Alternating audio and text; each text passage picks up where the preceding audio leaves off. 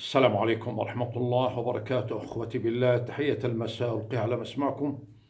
أسأل الله تعالى من لمشاهدينا الكرام، لكل من يشاهدني ويستمع إلي، أن يكون بأحسن حال وبأريحية بال على الدوام. المتحدث معكم أخوكم وائل الحكيم. الحمد لله تعالى. استسمح الجميع لأن الوقت وقت ليل، ولهذا السبب الإضاءة محدودة عندي، فاستسمح الجميع، ولكن المضمون سيصل من خلال كلامي وحديثي معكم. بارك الله فيكم وعليكم. الحقيقة رؤيا للسيدة فاضلة بارك الله فيكم عليكم، أريد أن أرويها عليكم، وأسأل الله تعالى أن تنال إعجابكم، وكذلك السيدة التي أرسلتها لي هذه الرؤيا من خلال شرح وافي، وأكون عند حسن ظنها وأبين لها إن شاء الله تعالى ما هي إن شاء الله تعالى الفوائد المرجوة من الله تعالى من خلال تلك الرؤيا التي شاهدتها، وتقول أنا أتفائل وإن شاء الله تعالى أريد أن أعرض هذه قصة رؤيتي لأخونا أبو فؤاد. ما أكرمه الله فليفيدنا أفاده الله. الحقيقة السيدة الفاضلة لها 3 بنات، ومنهم من ضمن ال3 بنات إحداهن ليست الكبيرة، الصغيرة تزوجت ولكن لن تفلح بحياتها الزوجية، ولن يستمر زواجها إلا مدة زمنية بسيطة، وأختها الأكبر والأختها الوسطى كذلك سبحان الله تعالى متعلمات وجميلات، بنات حمايل كما يقولون، ولكن النصيب توقف وهكذا. وتخمى ما تخشى الأم كأم حساسة، تقول ابنتي الصغيرة لن يستدوم زواج ابنتي من هذا الزوج، وسبحان الله تعالى ما أخشى ما أخاف منه يا حكيم أن يؤثر هذا الشيء على مستقبل بناتي من هن لن يتزوجوا. وتقول الحقيقة أنا أقولها لك صدقا يا حكيم، هذه الرؤية التي رأيتها كمن أنا أعيش هذا الشيء، وأعرف أنه من وراء هذا الشيء الذي أقوم فيه سيأتيني الخير. سبحان الله تعالى ضامرة في نفسها ما قامت فيه وتقوم فيه. سبحان الله تعالى تقول عسى وعلى أن يأتيني الخير من ماذا؟ مما أقوم به من عمل سبحان الله تعالى مع مخلوقات الله. الآن قالت لي يا حكيم أنا أتكلم معك، أنا في شقة في إحدى العمارات، وسبحان الله تعالى يأتون الطيور الحمام اليمام، أليس الحمام العادي، لا اليمام في البداية، وسبحان الله تعالى ووضعوها، وأنا هذه النافذة مرتفعة ولا أستطيع أن أفتح النافذة حتى أنظفها وكل شيء.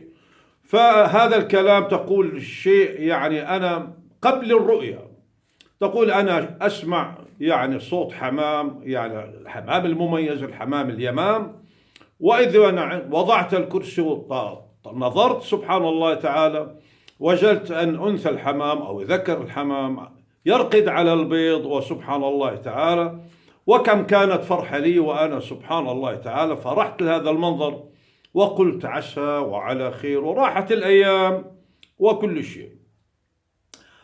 الآن جاءت السيدة تقول يا أبو فؤاد، أقول لك ماذا سبحان الله تعالى الشغلة التي دفعتني أن أهتم بالطيور الحمام، وهم بما أنهم مسالمون وجاءوا إلى هذا المكان، قمت في وضع ألا وهو سبحان الله الطعام الماء، ومن ثم الطعام يعني بالنافذة في المكان المتواجدون فيه على البلاطة التي يستند عليها الشباك، فوضعت كل يوم تتفقد هذا المكان، والحمام لا يهاب منها سبحان الله كمن ينتظر سبحان الله يأتيها رزقه من حيث سبحان الله تعالى، وهي واظبت على هالشيء. الآن هذه السيدة قدمت كل شيء، ما أدراها سبحان الله تعالى راحت الأيام ونست ما هو الواجب اليومي الذي كانت تقوم فيه، وهي قبل الرؤيا أن تتفقد الطيور اليمام وتنظر إليهم، ولكن هكذا مشاغل الدنيا جعلتها تنسى سبحان الله أن في طيور اعتمدوا عليه ويأخذون الطعام من عندها.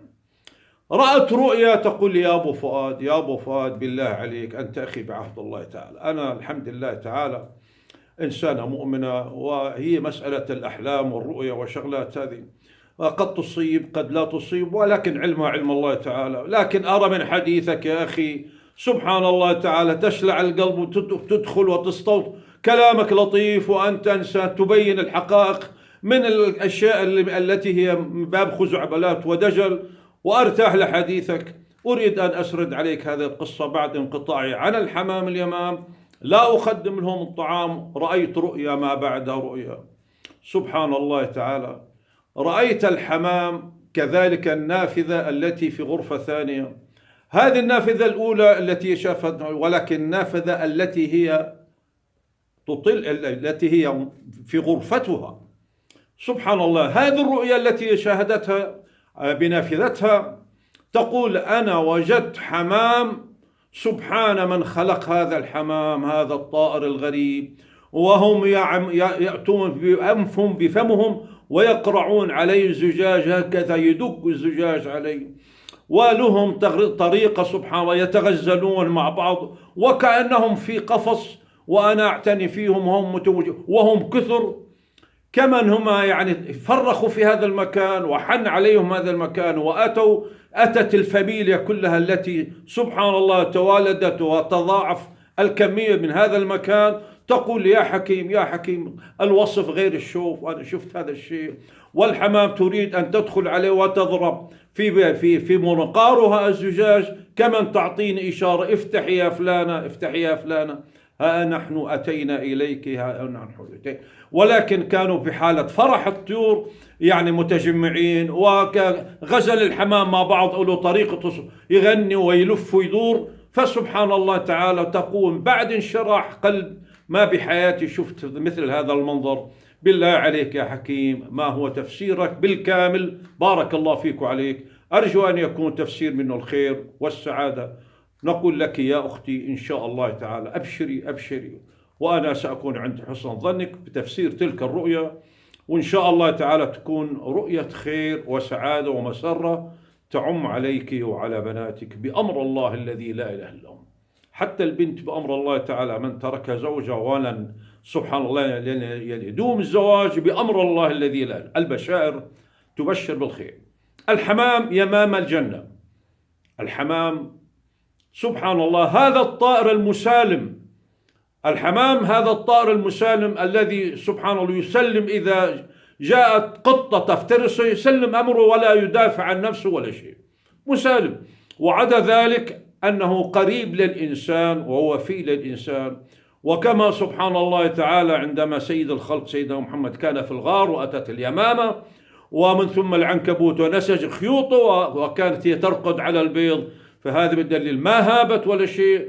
الحمام أقرب شيء للإنسان من محبة الإنسان، ويشهد له يوم العرض عليه عند الله تعالى أن هذا من رباني واعتنى فيني، ما كان يحرمني من الطعام ومن كل شيء، ولن يأكل أولادي. دائما عندما الحمامة اشتكت لرسول الله قالت له: يا رسول الله أتت تبكي؟ هذا الكلام ليس خزعبلات. قال: ما القصة؟ قالوا: القل. بما معناه تبكي، لماذا تبكي؟ قال: والله أخذوا أولادي. بمعنى فروخ الحمامة. وسبحان الله تعالى هذه ليست برواية من الخزعبلات، ولكن مقولة والله أعلم 90% يشهد لها. قال: أرجع لها أولادها وأرجع لها أولادها. المقصود فيها بارك الله فيكم الحمامة سبحان الله تعالى بشائرها خير كالفراش. إذا أتت الفراشة إلى البيت أو إلى المنزل أو إلى السيارة أو إلى المكتب، أي كان لونها، كانت بيضاء أم بأي لون، سبحان الله، فالفراشة فراشة الجنة سبحان الله تبشر صاحب البيت بالخير والسعادة كل شيء. وماذا نقول بالحمام؟ نقول بالحمام السعادة. وجود الحمام كونك اعتنيت في البداية في اليمام، ومن ثم أتوك بعد انقطاع طويل ونسيتيهم فجاءوك يذكرك: يا أمة هذا مكاننا وهذا بيتنا، هذا الذي ولدنا فيه، وكنت تتفقديننا بالطعام والماء وكل شيء. ها نحن عدنا، يعني الفاميليا كاملة، العائلة وما فرخت وكل شيء، وأتوا كلهم سبحان الله تعالى يزفون لها الفرحة، لديهم فرحة وسعادة نقول يبشرونها بأمر الله الذي لا له. قد إن شاء الله تعالى أقول لك يا سيدة، الحقيقة فاتني اسمها، ولكن وأنا سجلت اسمها، لكن الآن تحدثنا في الحلقة ولكن لا أريد أن أتصل. يا أمة الله، نقول لك يا أمة الله، يا من رويت عليه قصتك بارك الله فيك.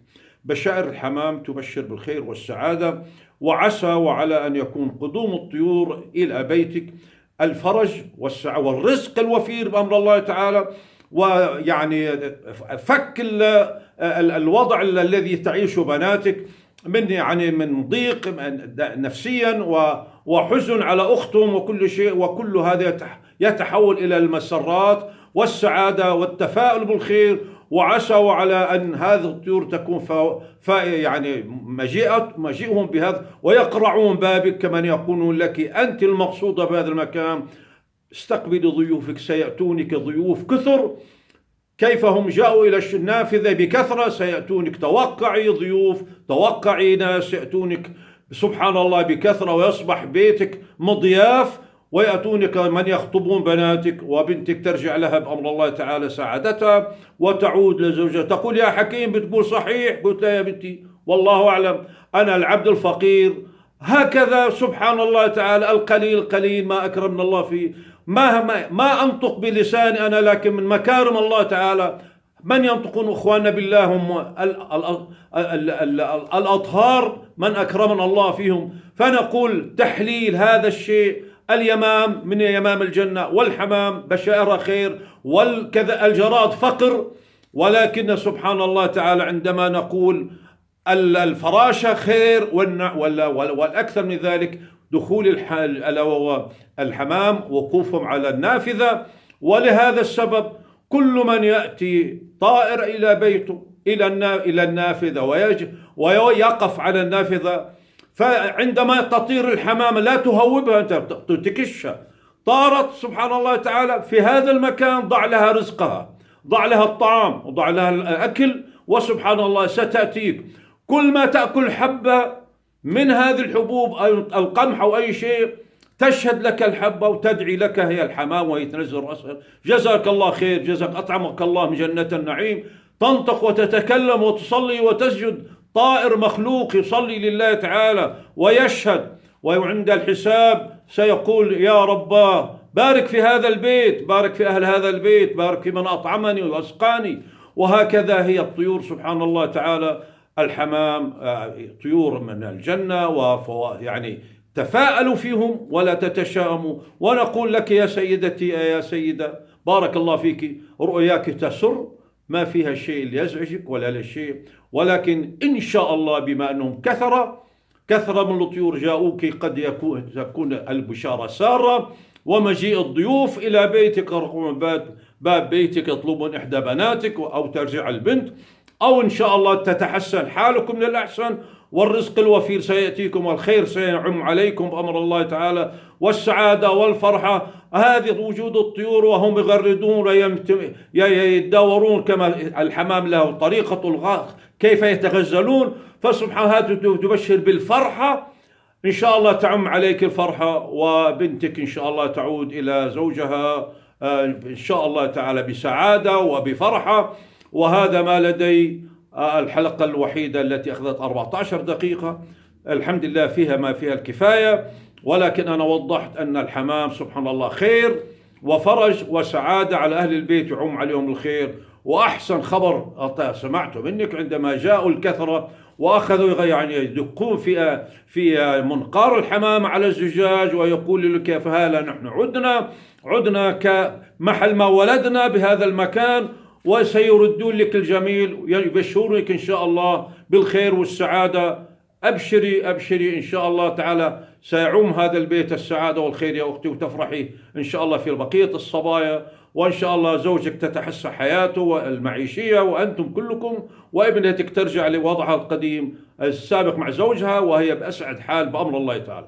الحمد لله على ما علمنا الله تعالى فيه من العلم القليل. أسأل الله رب العرش العظيم أن يتقبل منا. بوركتم يا أخواني، يومكم مبارك، وكل عام وأنتم بخير.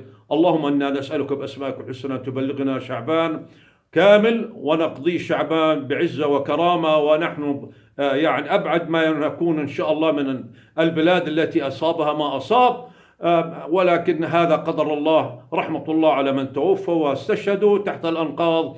واللهم نبلغنا كذلك رمضان لكي نزداد ترحما على أرواح الشهداء من فقدنا من عبادك الصالحين من المسلمين وغير المسلمين من الإنسانية أجمعين. السلام عليكم ورحمة الله وبركاته. ننتقل إلى حلقة ثانية إن شاء الله تعالى. أرجو أن تكون هذه الحلقة نالت إعجابك يا سيدة، وانشريها بين أصحابك وصديقاتك. ويعني لي رجاء من كل من يشاهدني ويرى من الحلقات فيها ما يسر الخاطر بأمر الله فليضع لايك وليعممها على أصحابه واشتراك، عسى وعلى أن يزداد العدد بأمر الله. أنا فقدت أنا الحساب القديم في حوالي كم هائل من الأصدقاء، ولا الحمد لله على ما نحن فيه، وإن شاء الله بازدياد بفضل الله وفضلكم. استودعتكم بالله، ليلتكم مبارك. السلام عليكم ورحمة الله وبركاته.